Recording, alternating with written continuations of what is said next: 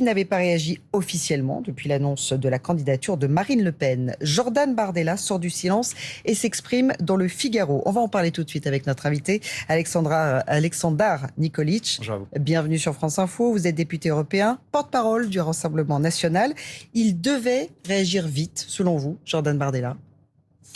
Après, ça a toujours été très clair. Donc, il confirme juste que, évidemment, qu'il va être engagé, pour ceux qui pouvaient en douter, derrière la candidature de Marine pour former ce duo qui est déjà annoncé. Quand d'autres ont des difficultés à annoncer leur candidat ou se demandent s'il faut faire une primaire, s'il faut, comment désigner leur candidat. Nous, on a déjà une vision avec Marine Le Pen qui sera candidate à l'élection présidentielle et puis Jordan Bardella, son Premier ministre, et ça formera un duo très complémentaire qui, je le rappelle, sont les deux personnalités préférées des Français en politique aujourd'hui. Alors, il réagit aussi dans le Figaro, Jordan Bardella, après les commentaires, certains commentaires très critiques à son encontre lors du tout premier déplacement de la candidate Marine Le Pen. C'était donc lundi dernier à la Flèche dans la Sarthe. Son attitude avait été donc très commentée parce que certains disaient qu'il avait un visage fermé, comme s'il n'arrivait pas à masquer sa déception.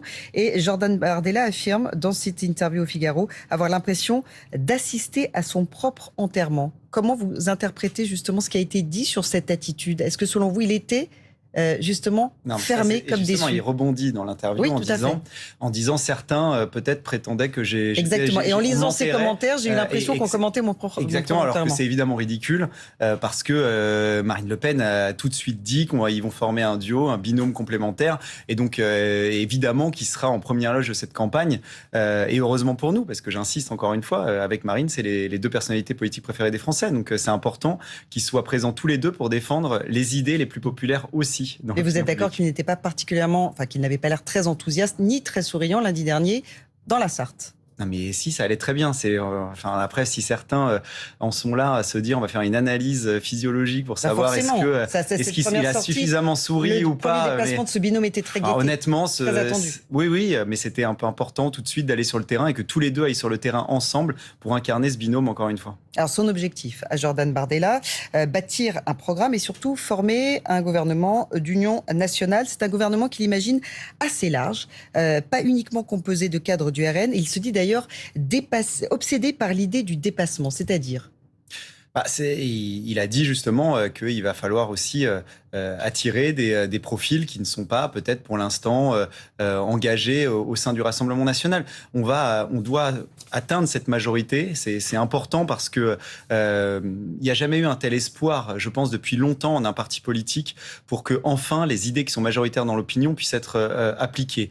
Donc il va falloir évidemment élargir le plus possible bien notre électorat et ceux qui vont l'incarner. Et on appelle évidemment tout le monde à nous rejoindre pour porter ce projet avec des axes évidemment qui vont être sur la sécurité, sur l'immigration, sur la baisse de la fiscalité et un projet qui, dans le premier sondage, on l'a vu, arrive à convaincre déjà beaucoup de Français.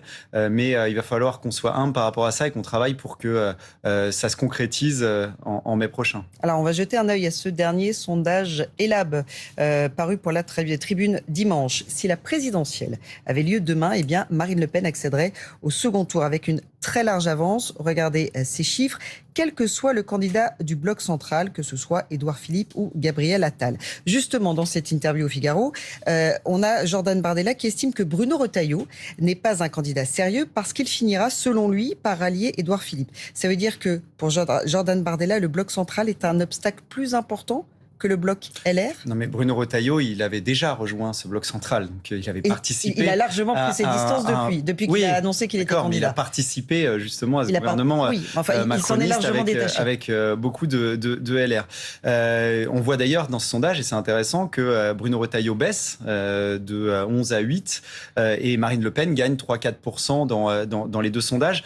Justement, on peut penser qu'il y a un vote utile, qu'il y a beaucoup d'électeurs LR qui se disent que pour enfin voir leurs idées appliquées, ce que je disais, sur la sécurité, sur l'immigration, sur la baisse de la fiscalité, eh bien, celle qui peut gagner aujourd'hui, c'est Marine Le Pen. Et beaucoup de ses électeurs ne veulent pas repasser avec un gouvernement macroniste que Retailleau pourrait rejoindre éventuellement, ou un soutien éventuel à Édouard Philippe. Et quand on regarde précisément le sondage, ce qui est intéressant, c'est que il y a un espoir dans toutes les couches de la population, quel que soit l'âge, quelle que soit la profession. Dans les classes populaires notamment, 55% des ouvriers qui veulent voter pour Marine Le Pen dès le premier tour. Au second tour, elle est donnée entre 72 et 76% chez les ouvriers, quel que soit le candidat en face. Première largement chez les chefs d'entreprise, premier chez les artisans, dans toute la France qui travaille justement. Et quand on est sur le terrain, on peut constater que beaucoup de Français disent « vous êtes notre dernier espoir, sinon moi je vais partir, je n'en peux plus de vivre ça, ce déclin, et je suis très inquiet pour mes enfants, pour mes petits-enfants ».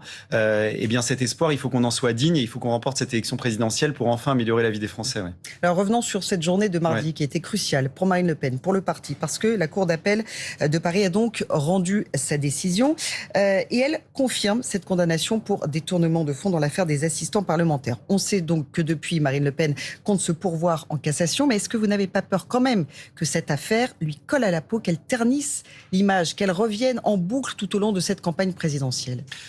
Elle est présumée innocente, vous l'avez dit, un pourvoi en cassation. Elle a été quand même condamnée par deux juridictions totalement différentes. Sincèrement, et au regard des deux enquêtes d'opinion qui sont sorties juste après, on voit que Marine Le Pen progresse. Les Français, ils font la part des choses. Ils voient bien qu'il n'y a pas eu d'enrichissement personnel, d'emploi fictif. Il y a eu de l'argent détourné. Qu'il y a une différence de point de vue sur le travail de collaborateurs parlementaires. Mais surtout, j'ai envie de vous dire qu'au regard de tous les sujets qu'on vient d'évoquer, et c'est pas neutre, quand je parle de cet espoir-là, les Français, ce qu'ils veulent, c'est que enfin leurs idées soient appliquées. Et sincèrement, Marine Le Pen aujourd'hui, elle incarne cet espoir, mais un espoir, vous savez, elle est donnée à 36% dans l'IFOP. 34,5, 36 selon l'IFOP, 34,5. Et donc 36%, il faut remonter à 74 pour voir un candidat atteindre un tel score. C'est du jamais vu depuis plus de 50 ans dans notre pays. C'est dire quel espoir aujourd'hui elle peut incarner. Il va falloir que ça se concrétise. On va travailler pour encore convaincre de plus en plus de Français.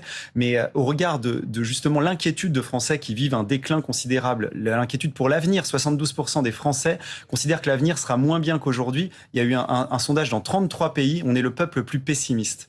Eh bien, le seul espoir justement face à ce pessimisme aujourd'hui, c'est Marine Le Pen, dans un duo avec Jordan Bardella, pour qu'on puisse enfin appliquer ces idées. Donc les idées passent au-dessus réellement, mais moi je l'ai vu sur le terrain encore hier matin par exemple à Rambouillet, où les gens, à part des adversaires politiques qui nous ont parlé de ça, il y en a deux qui nous ont parlé, et c'était deux mélenchonistes qui nous ont parlé du procès. Sincèrement, les gens, ils nous disent il faut que vous passiez pour qu'enfin vous baissiez les impôts, il faut que vous passiez pour que la justice soit moins laxiste. Aujourd'hui, si on fait des enquêtes d'opinion sur tous les sujets, sur la sécurité, sur l'immigration, sur la baisse des impôts, même sur les climatiseurs, vous voyez, 79% des Français veulent aujourd'hui un grand projet climatisation.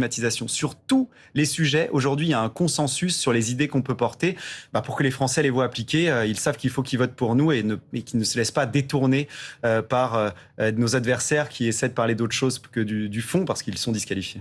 Alors Jordan Bardella, qui ne se projette désormais plus comme un éventuel candidat, mais comme un éventuel Premier ministre, ce qu'il souhaite, c'est un électorat plus uni qui rassemblerait les classes populaires, mais aussi les classes moyennes, voire bourgeoises. Est-ce que Marine Le Pen est la personne pour incarner ces deux France? On dit parfois qu'il y a deux électorats au sein du RN. Et que c'était Jordan Bardella qui, lui, aurait mieux réussi à les réunir. Quand on regarde les enquêtes d'opinion, c'est ça qui est intéressant. C'est qu'il y a à la fois, évidemment, ce vote massif chez les classes populaires, avec Marine Le Pen qui atteint 46%, je crois, chez les classes populaires, je l'ai dit, 55% des ouvriers, mais également aussi une énorme progression chez les chefs d'entreprise, j'en parlais là, dans les catégories même si sa vision des choses est beaucoup moins libérale sur le plan économique que Jordan Bardella. Non, c'est pas vrai ça. En fait, Marine Le Pen, elle dit depuis un moment qu'il faut baisser les impôts, baisser la dépense publique, la mauvaise dépense publique, pour que justement on arrive à s'en sortir, pour faire en sorte de relancer l'économie et nos entreprises. Parce que si on en est là, si on a un tel déficit commercial qui conduit aussi à un déficit public, c'est parce que justement l'économie réelle aujourd'hui, elle est asphyxiée. Et Donc il va falloir dégager de la marge, que les gens puissent consommer, que nos entreprises puissent s'en sortir. On n'a jamais eu autant d'entreprises qui ferment qu'actuellement. Et pour relancer l'activité économique, oui, il va falloir baisser les impôts. Et Marine Le Pen, évidemment que c'est ce qu'elle dit depuis des années. Et il n'y a pas de différence là-dessus. Et juste sur ce binôme qui est mis en avant aussi bien par Marine Le Pen que par Jordan Bardella, est-ce que les Français n'auront pas envie de s'identifier à un seul candidat? Pour le moment, on a l'impression que c'est un duo qui est indissociable. C'est pas un problème, ça? Non, mais c'est le cas. Je vous dis, ça, c'est un ticket qui fonctionne bien. C'est un duo qui est pour chacun.